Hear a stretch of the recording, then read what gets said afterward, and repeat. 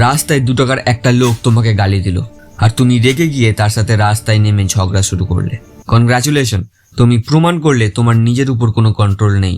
বন্ধুদের আড্ডায় বা অফিসে কেউ হঠাৎ তোমাকে নিয়ে একটা জোকস মারলো, তোমার ইগোতে লাগলো, আর নিজেকে বাঁচাতে তুমিও চেঁচিয়ে উল্টো পাল্টা বকতে শুরু করলে। ওখানেই তুমি হেরে গেলে। একে বলে রিয়াকশন। কেউ সুরসুরি দিলে যেমন হাসি পায়, অপমান করলে রেগে যাওয়াটাও তেমনই একটা সস্তা রিফ্লেক্স। বোকারা রিয়াক্ট করে এনার্জি নষ্ট করে, আর পাওয়ারফুল মানুষরা রেসপন্ড করে গেমটা ঘুরিয়ে দেয়। এটা থেকে বাঁচতে আজ থেকে 2টো ট্রিক খাটাও। 1, দ্য জোক কিলার। কেউ তোমাকে নিয়ে জোকস মারলে বা খোঁচা দিলে রেগে না গিয়ে একদম সিরিয়াস মুখে তার চোখের দিকে তাকিয়ে বলো, আমি ঠিক বুঝলাম না, ব্যাপারটা আরেকটু বুঝিয়ে বলো। যখনই কাউকে নিজের ফালতু জোকস বা অপমান এক্সপ্লেন বা ব্যাখ্যা করতে বলা হয়, তখনই সেটা তার জন্য সব থেকে বড় অপমানের হয়ে যায়। সে চরম নার্ভাস ফিল করে।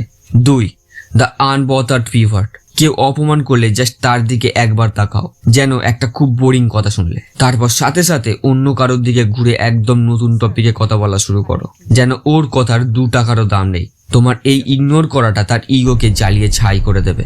কিন্তু মুশকিল হলো, তুমি শান্তভাবে রেসপন্স করা শিখলে ঠিকই, কিন্তু বুঝবে কি করে সামনের মানুষের আসল উদ্দেশ্য কি? সে কি আপনাকে সত্যি নিচে নামাতে চাইছে? সেটা আমি আমার আগের ভিডিওতে বলেছি।